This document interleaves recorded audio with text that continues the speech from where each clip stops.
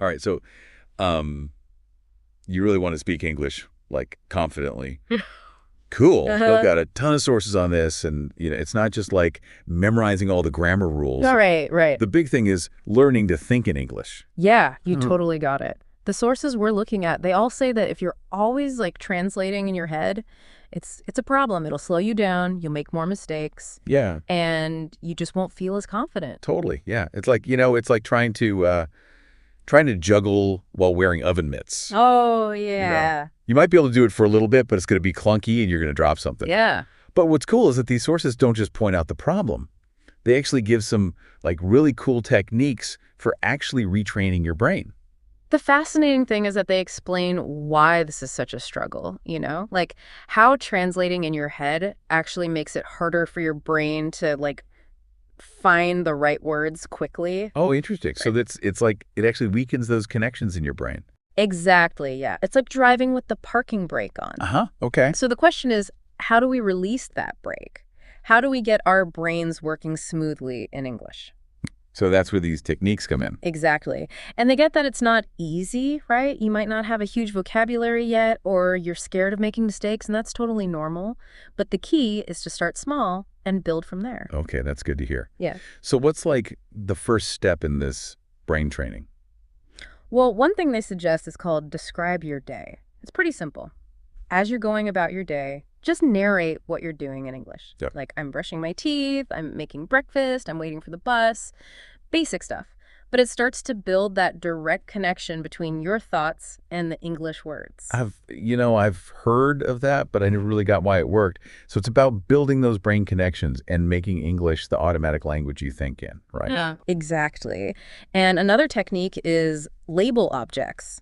So instead of thinking like table in your native language, think table in English. Make the English word the first one that pops into your mind.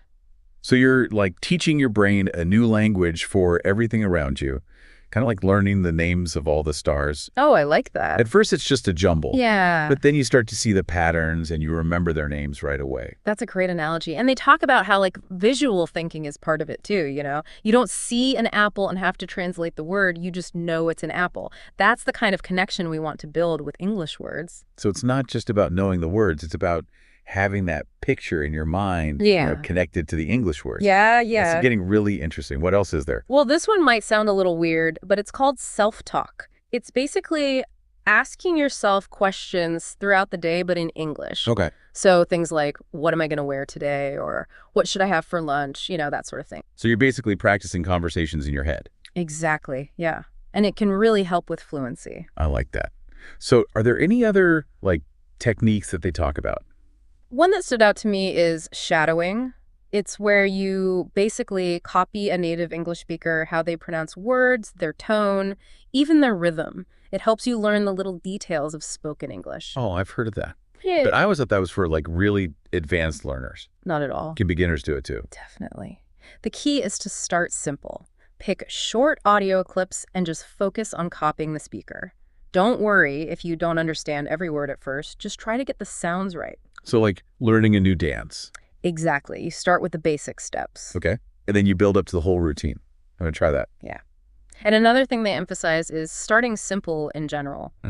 Don't try to like translate super complicated ideas in your head right away. Just start with basic sentences. Okay. Once you've got those down, you can gradually make them more complex. That makes sense. Yeah. Like learning an instrument, Mm-hmm. you don't start with like a concerto, you start with scales. Right. It's about building confidence as you go. Yeah, exactly. Speaking of confidence, that seems to be a big theme in these sources. You're absolutely right. They talk a lot about how being afraid to make mistakes can really stop people from speaking freely. Right. They actually tell a story about this woman who was terrified of speaking English in public, Oh, wow. but she decided to face her fear head on. Good for her. She joined an online speaking group. And at first, she was super hesitant. She would stumble over her words, but she kept practicing. Yeah. And over time, she got more and more confident. Wow. Now she's a regular in the group, and she even gives presentations in English at work. That's so inspiring. It just shows you that anyone can do it if they put in the work. Exactly.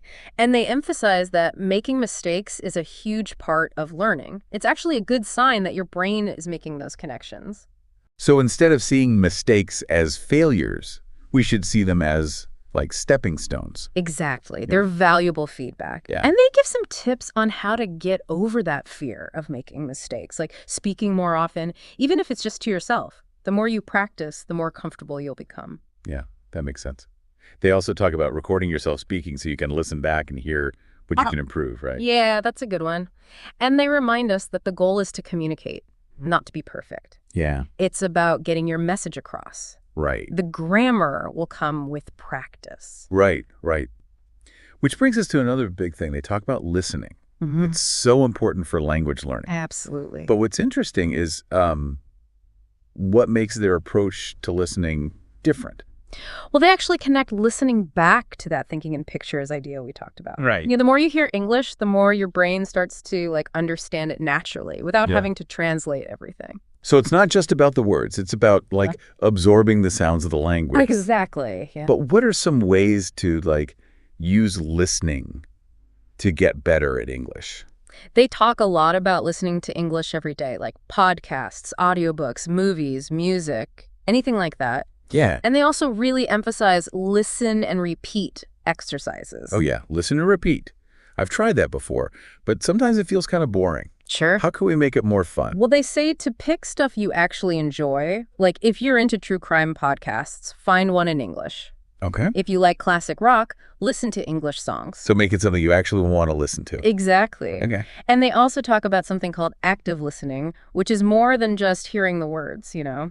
It's paying attention to how the person is speaking, their tone, even their facial expressions, if you can see them. I've noticed that when I really focus on those things, I feel like I understand the language better. Exactly. It's like you're picking up on those subtle cues. And they say that's how you learn the little things that can get lost in translation. Okay. This all goes back to thinking in English, doesn't it? Yeah, absolutely. The more you hear it, the more naturally you'll start to think in English. Exactly. It's like learning to dance to a new beat. And speaking of new beats, they also dive into some really interesting mindset shifts that can help you learn faster. Okay. What kind of mindset shifts? Well, first of all, they really stress that fluency is a journey, not a destination. Okay. It takes time, and it's important to enjoy the process instead of worrying about being perfect. I like that. It's about enjoying the ride. Exactly. Reminds me of that quote, it always seems impossible until it's done. Love it. And that leads to their next point, thinking of English as a skill that you practice, like playing music or a sport. Right. So instead of getting upset about mistakes, you should see them as a chance to improve. Exactly. Like a basketball player practicing free throws. They don't make every shot, but they keep practicing. Right, right. And they get better over time. And maybe the most important mindset shift they talk about is believing in yourself. Yeah. You know, self-doubt is a big problem when you're learning a language. It's like whether you think you can or you think you can't, you're right. Exactly. What you believe about yourself really matters.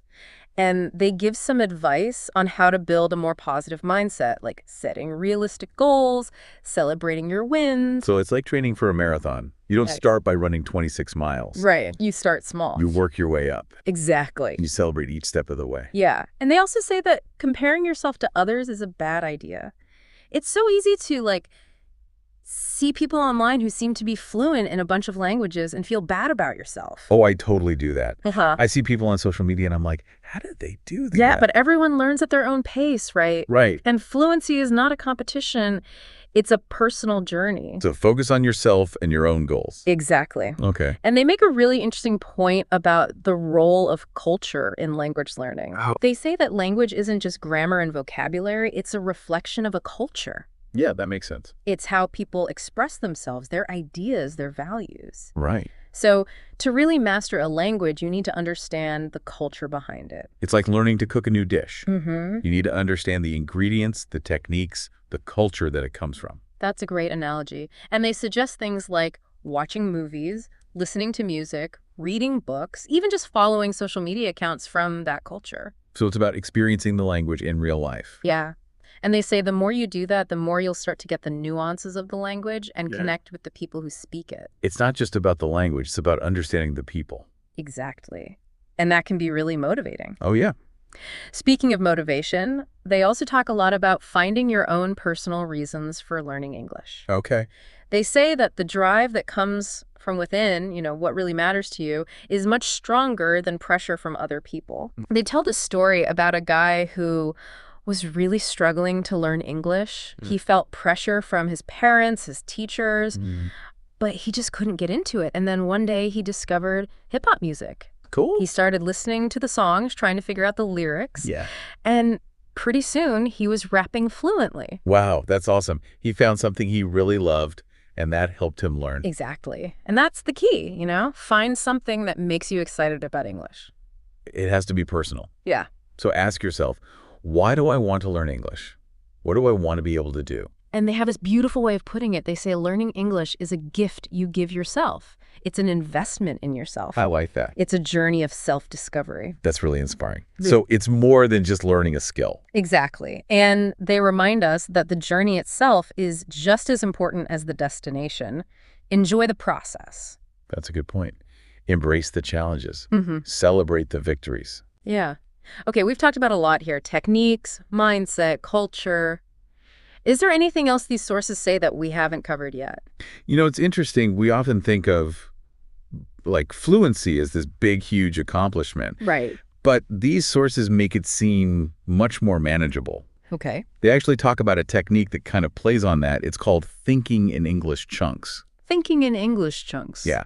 So instead of trying to translate every single word, they say you should think in groups of words. Okay, so finding common phrases or expressions. Exactly. Think of it like learning a new dance move. You don't focus on each muscle individually, you learn the whole sequence of movements. Right.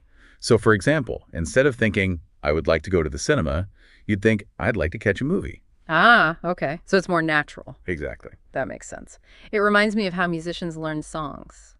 They don't just memorize each note, they learn chords and progressions. Perfect analogy. So, where can I find these English chunks? They're everywhere. Just pay attention to how native speakers talk. In movies, podcasts, songs. Write down the phrases you like and practice using them. Okay, I'm seeing how all this connects, like from describing your day to labeling objects to thinking in chunks. It's like building a set of tools for speaking English. And one of the most important tools is being okay with making mistakes. These sources really emphasize that. It's going to happen, and that's okay. I know, but it's still hard not to feel like I need to get it right all the time. Of course. But they actually share research that shows people who are comfortable making mistakes when they're learning a new language, they actually learn faster. Oh, wow. That's interesting. So if you're too worried about being perfect, you won't try new things. Exactly. Okay. And they say we should look at those mistakes as helpful feedback. Each one is a chance to get better. So it's about progress, not perfection. Exactly. Okay. And they even say to have fun with it. Don't be afraid to play around with the language, try different things, laugh at yourself when you mess up. Yeah, sometimes I forget to just relax and enjoy it. For sure. And speaking of enjoying it, these sources go even further. They talk about using English to express yourself, share your unique perspective. That's cool. So it's more than just basic communication. Exactly. Yeah. Find books, movies, music, whatever you're into, and engage with it in English. Okay. And they say to find creative ways to express yourself too, like writing, journaling, even just talking to yourself out loud. I like that. It's about making the language your own. Exactly. Yeah. And they talk about the power of storytelling too. Sharing your stories, even just small things from your day, can help you connect with people and build confidence. Well, that's a good point. We all have stories. Right. And this deep dive has been a great way to explore not just how to think in English, but why it's such an amazing thing to do. Yeah, I feel a lot more excited about it now. Like at the beginning, I was kind of overwhelmed, but now I'm ready to try all these things. That's what we love to hear. These sources have given us so much to work with. And remember, fluency isn't something you just achieve one day. It's all about keep learning, keep growing. Yeah. Keep finding new ways to express yourself. So to everyone listening, don't give up. Keep practicing. And remember, you got this.